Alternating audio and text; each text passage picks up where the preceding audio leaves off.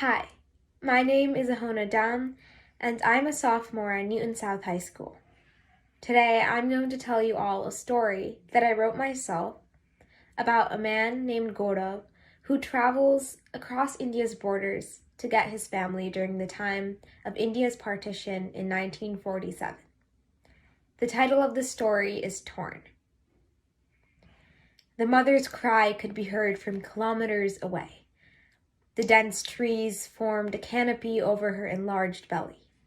The Himalayan mountains looked down from above, witnessing each swift movement, each piercing cry of pain, and the breaths of life and death. Gaurav could only save the child. He noticed the slight curl of the mother's lips as she closed her eyes, smiling as she traveled this untimely passage into the afterlife. Gaurav's limbs felt heavy and lethargic after a long day of work. He got ready for bed and lay thinking of the mother. An indescribable thirst burned his throat as he reached for the glass of water on the bedside table. The mother's eyes that day had been slate gray, as her cold body was brought to the village cremation ground. As a doctor, Gaurav was accustomed to death and tragedy. However, he could not erase the face of death that clouded his memory. The unspoken last words, the sudden release from life's callous hands. The next morning, Gaurav collected the local newspaper and sat outside as he read the recent events. Bengal, being close to the newly drawn border of East Bengal, was alarmingly becoming unsafe as riots and massacres increased. Millions of people started to migrate. After the Radcliffe lines had been drawn, Hindus moved west towards India and Muslims moved towards East Bengal and Pakistan. The country was becoming divided through religion. His stomach began to churn as he thought about his own family back home. Gaurav knew that he had to get his family and bring them back together. Arnob, I don't know what to do. I want to bring my family to Darjeeling, but massacres are increasing, Gaurav said to his friend, Arnob, who lived close to the tea gardens. Arnob nodded his head. He looked down at his sandals, deciding on what to do. The soles were worn out, and the strap was hanging onto threads, almost detached. I'm also thinking of bringing my family across the border to stay with me. My wife and children have been staying with my brother ever since I got here, Arnob replied. We can go together. The nearest train station is about 8 kilometers from here. We would have to walk at night towards the station and board the train. Let's go tomorrow. They would board the next train that arrived. Gaurav notified the manager who overlooked the tea laborers in the garden, and he made sure his assistant would be ready to temporarily take over the full-time job of being the doctor in the area. Gaurav only had one small trunk and didn't have many belongings. He packed 2 cotton kurtas and 2 bottoms. He took out some money for his travels and tightly wrapped the money with a piece of cloth and buried it under his clothes. When Gaurav had moved to Darjeeling, his mother had given him an embroidered handkerchief that had his name written in Bengali letters. Gaurav would bring his handkerchief along the journey. The station platform was a vast sea filled with dried tears, tired faces, and gaping mouths. Children were protected under their mothers' veils, and their eyes were covered with dust. Families brought along jute, or burlap sacks, filled with their belongings, and there were no signs of food or water. The whistle could be heard in the distance, and suddenly everyone's eyes turned towards the approaching train. It was as if there was no time left in the world. Families clustered together as one, rushed into any space they found. Spaces between compartments were filled with their bags, and many climbed to the roof.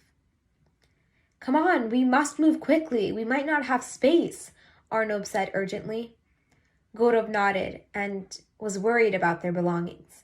They moved towards the 3rd compartment and thankfully found a place inside.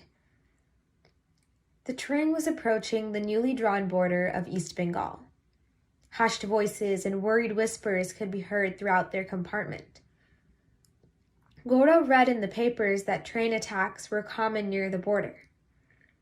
He was worried, but to distract himself, he thought of his family. His mother's deep dimples, his wife's sense of humor, and his son's loyalty all made him smile. Gaurav ran his fingers across the letters of his name on his handkerchief to remind him of home. The train continued moving along the tracks. Night seeped into the sky like black ink seeps through paper. The moon's furtive beams of light crept through the windows. When it was well into the night, the train stopped near a river. Gaurav jolted awake and shook Arnab's arm. "Why have we stopped? We haven't even crossed the border yet." "Don't worry, the train operator has probably stopped to check the engine," Arnab assured him. But Gaurav heard the first shriek of terror from the first compartment. Each slash of a knife, each wail of a child, each thud of a body reminded Gaurav of every goodbye and apology that he'd forgotten in his life. From the roof, bodies were falling and thick streams of blood dripped down from the windows. There were no words spoken. Not a single breath was heard. When the door crashed open, mothers begged and their voices were silenced. Fathers tried to protect their families, but their hearts were slit open. Gaurav was hidden under a seat in the farthest corner of the compartment. Arnab was 2 seats away. Death approached Arnab with no mercy. His eyes were pleading, but it wasn't enough to escape death's grasp. Gaurav saw various shades of red. His arm exposed, an open wound as he lay unconscious near the river. Bodies were in the water. The train, now showered with blood and lost belongings, departed from the dry land. The Muslim attackers left as swiftly as they first arrived. Gaurav, thought to be dead, was thrown near the river with all the others. He slowly opened his eyes to find himself shivering on the drenched ground. Gaurav reached for his mother's made handkerchief in the breast pocket of his kurta. Blood stained his mother's embroidered letters. His name, meaning honor and pride, was smeared and destroyed with his own blood, the wreckage of his country and the rotting hearts of mankind. He held the handkerchief tightly in his hand with the little energy he had left. The moon now observed the scene. Gaurav was living among the scattered remains of dead bodies all around him. The moon heard Gaurav's heavy breaths, and in the distance saw a group of villagers approaching. There's been another attack. I think there's someone alive. It looks like there's something moving," one of the villagers remarked. Gaurav could hear the footsteps. As the villagers came into view, Gaurav noticed they were Muslim. They took his hand in theirs and carried him towards their village. "We will help you get back home, but you must be quiet, because if anyone finds out that we're helping you, we will both be in danger." Death sunk its hands in the bowl of chance, and Gaurav slipped through the cracks between its fingers. He'd been lucky. Gaurav could not erase the face of Arnab's fear, his dropping body. This time, he couldn't save anyone. His injured body hung in the arms of the Muslim villagers as they slowly walked through the open field. Gaurav's arm felt light. The handkerchief fell to the ground, and the group walked farther and farther away from the village.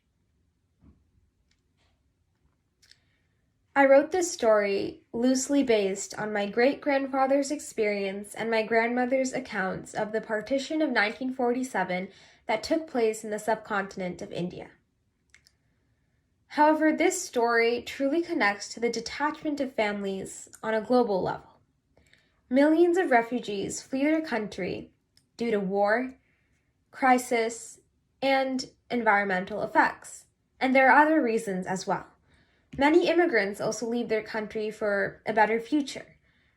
Inevitably, they both must grapple with forming their identity and constantly focus on keeping families safe.